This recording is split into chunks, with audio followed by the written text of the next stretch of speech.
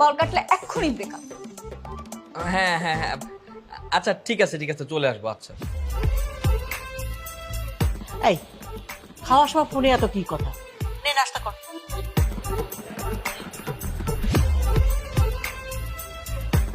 বাবা, আমি তোমাকে কিছু বলতে চাই। বল। বাবা, এই ব্যাপারটা আমার লাইফের ব্যাপারে, খুব ইম্পর্টেন্ট কথা, খুব মনোযোগ দিয়ে শুনতে হবে তোমাকে। খুব মনোযোগ দিয়ে শুনছি, বল। হ্যাঁ, বাবা আমি কি আমি করছিস? কি বলবি বল না। ওয়াশরুম বাবা, আমি ওয়াশরুমে যাবো। ওয়াশরুম? এই তোমার ছেলের ইম্পর্টেন্ট কথা।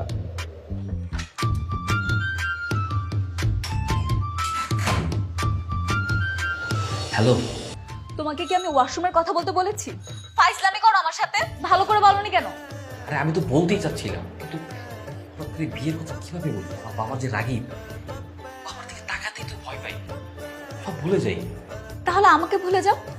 এই না না, এইটা আবার কোন ধরনের কথা বললো? দেখো তো, এমনিতে একটা মানসিক প্যারার মধ্যে আছি, তারপর আবার যদি এরকম হবে। ঠিক আছে যাও, তোমাকে আরেকটা চান্স দিলাম। আচ্ছা ঠিক আছে, যাচ্ছি।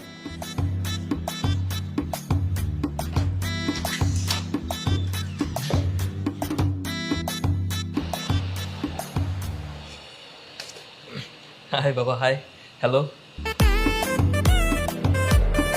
তোর ওয়াশরুমের কাজ শেষ হয়েছে? হ্যাঁ বাবা, শেষ।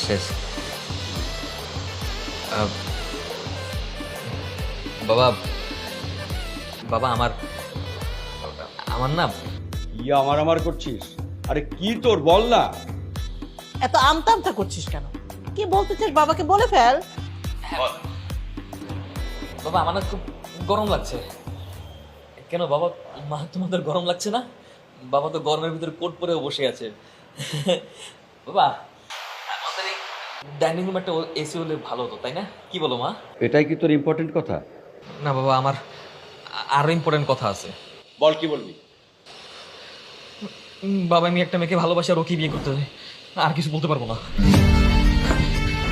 কি বলে গেল তোমার ছেলে?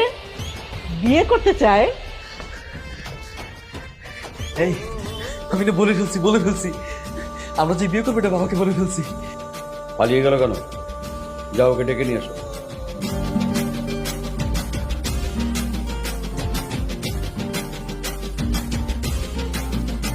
সত্যি বলেছ? হ্যাঁ, 100% সত্যি। রোহান, তোর বাবা তোকে ডাকছে। আচ্ছা মা, এই শোনো, পরে কথা হবে, এখন দেখি বাবা কি বলে। আয়।